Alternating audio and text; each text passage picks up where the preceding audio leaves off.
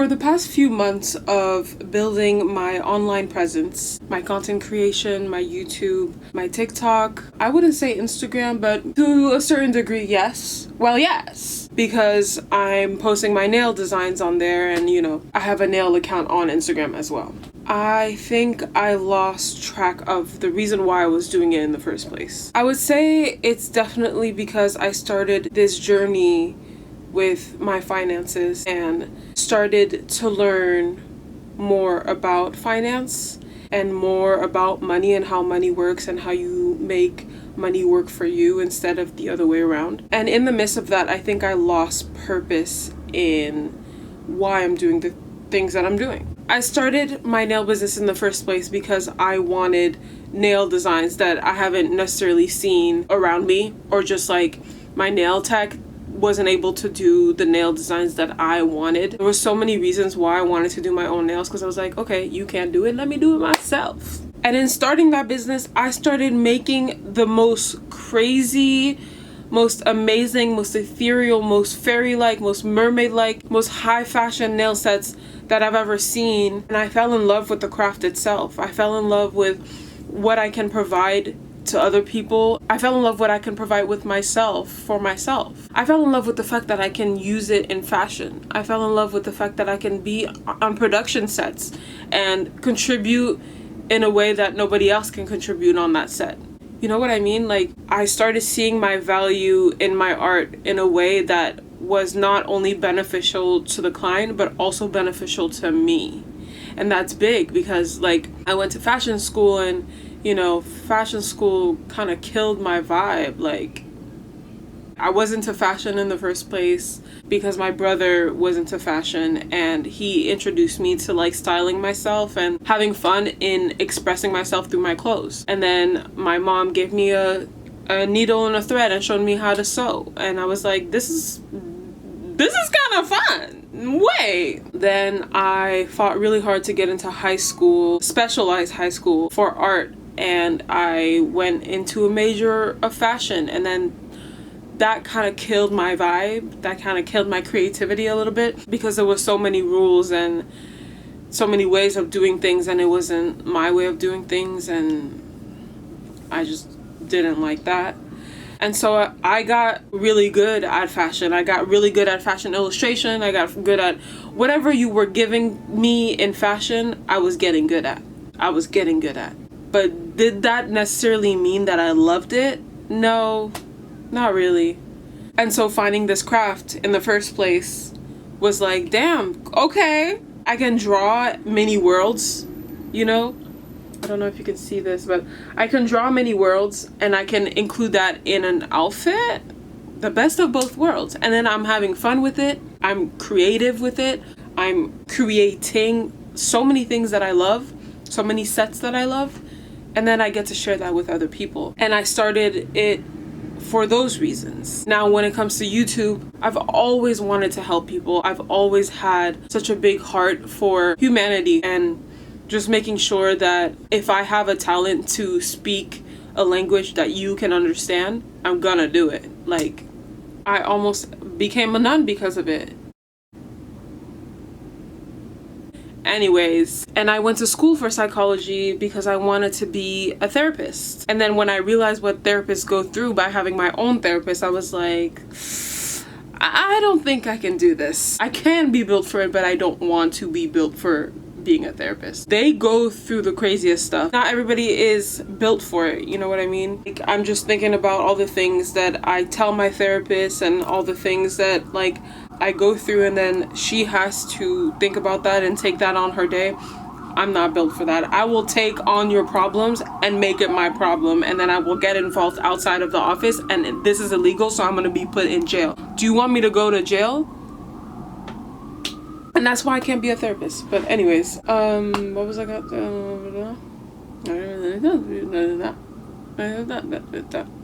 And that goes the same for content creation, right? YouTube and TikTok for me go hand in hand because I just basically post short form videos of what I'm talking about in my YouTube videos on my TikTok, along with like being funny and silly and goofy and answering to comments. Microlock content, all the things that I love, basically. All in all, I love doing every single one of those things. And I had a reason, a purpose with the things that I do. And I've always had a purpose behind the things that I do. I don't want to ever do things just because. You hear that? I need my asthma pump. Give me a sec. 'Cause I know you've been sent from God. Oh, oh, to love. I'm like over here, I have asthma, but yet I'm fully belting. Like, girl, get your breath together first, and then we can sing, maybe. It's getting really hot, so I'm gonna use this folder to fan myself. Don't mind me. I was watching the Jay Shetty podcast with Big Sean, and Big Sean was talking about his manifestation and successes, because, you know, I always like to watch videos like that.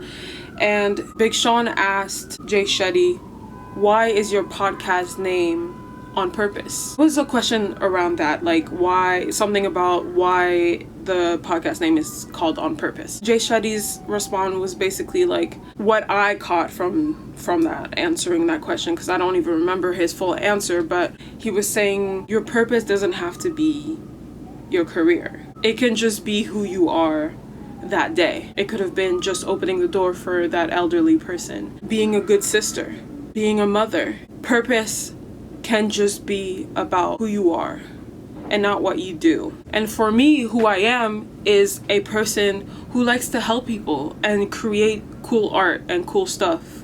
And I realized that within my creative output, I started to put views, likes, and followers and subscribers on top of the real purpose of why I'm doing these things. That's no bueno. And it only happened during Leo season.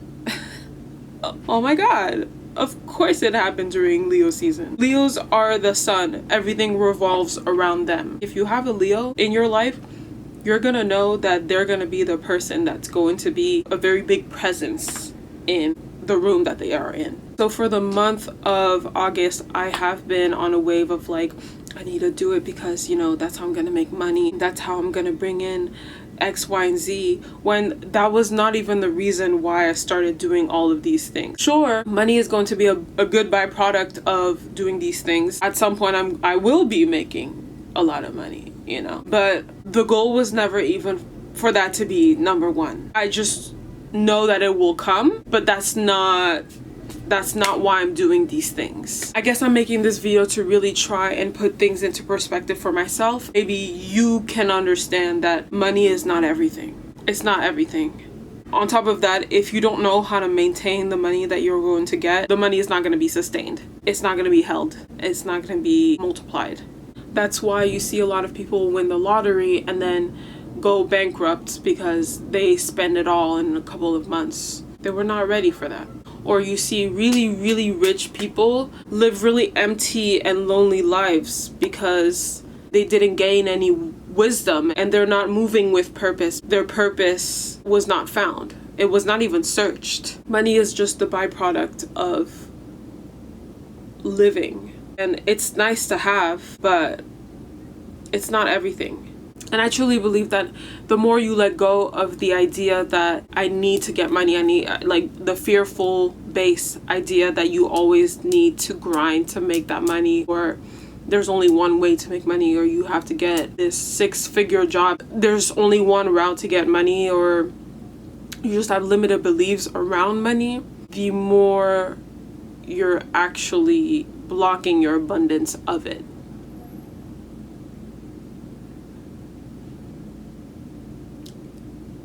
So I guess what I'm saying is like, just create and do the things you do to live, to always live, to fully experience what it means to be alive on this earth and experience the human experience. You're gonna look back on your deathbed, you'll be like, what the was I doing this whole time? I didn't do anything on purpose, and I just wasted my life doing things because I thought that I had to do them. No, That's my biggest fear, to be on my deathbed and be like, I regret my life. I wasted my one chance to fully experience what it means to be a human and use all my senses to the best of my abilities. I actually learned that you have not 5 senses, not even 6, 30 plus senses. You have 30 plus senses, and you're not gonna go and use them. That's what the senses is for. Because without the senses, that your body, that your vessel is allowed for you to experience the things of the world. Without those senses, you can't experience the world. You only have a soul. You're not allowed to speak, you're not allowed to touch, you're not allowed to eat. You can love, you can feel emotions, but you can't feel it how it feels to be human. You can't feel how it feels to love and show that love, like physically. You can't hug your mother. You can't kiss your kids. Run and feel the wind on your face. There's so many things in life that you're so blessed to experience. And we live in this capitalistic world that is making you feel like money is the number one thing that you should be worried about. Really listen to that, please. Really inhale that and sit with it and swallow it and gobble it down. Because that it's insane. It's really insane to think about that. In this moment, I'm thinking of this time where I was super mad at this creator. I'm gonna add her actually. Her name is Courtney, Courtney. She posted about how manifestation is very instant. Everybody wants instant gratification. Everything needs to be instant. And so she was talking about how manifestation is instant. And I rejected that because I was like, no, it's not instant.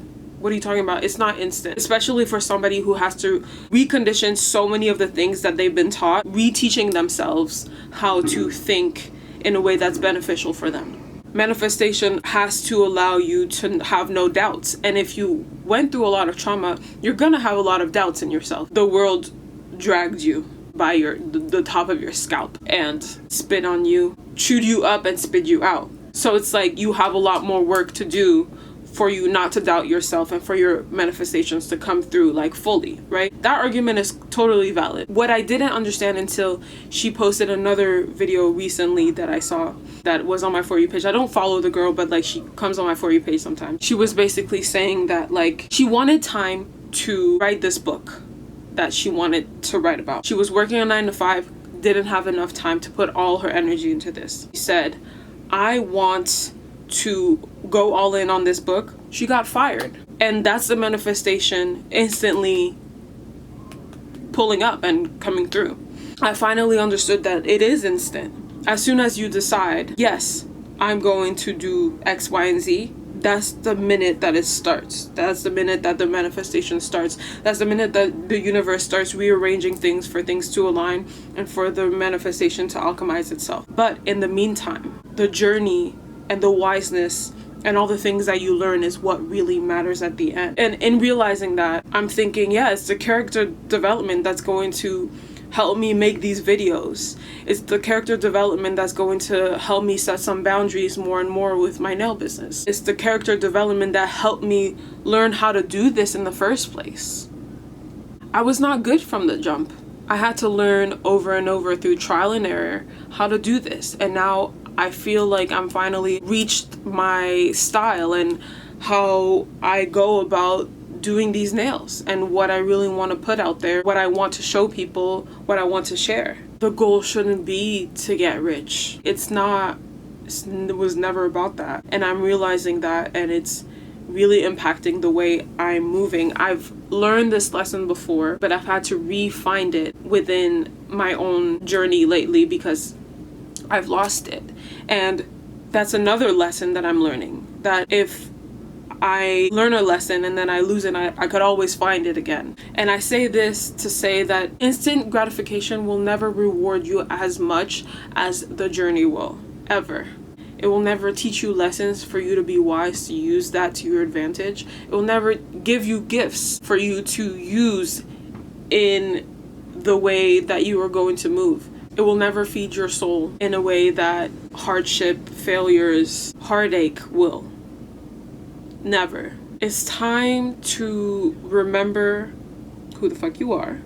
It's time to use your gifts to live your life and show other people how to live their lives. I've said this once and I'll say it again, but one day you'll look around and you'll see everything that you've ever wanted is around you. And then what? We're gonna keep living. We're gonna keep going. We're gonna keep being who we are. We're gonna keep impacting people. We're gonna keep touching people's hearts. And we're gonna keep loving to the full extent.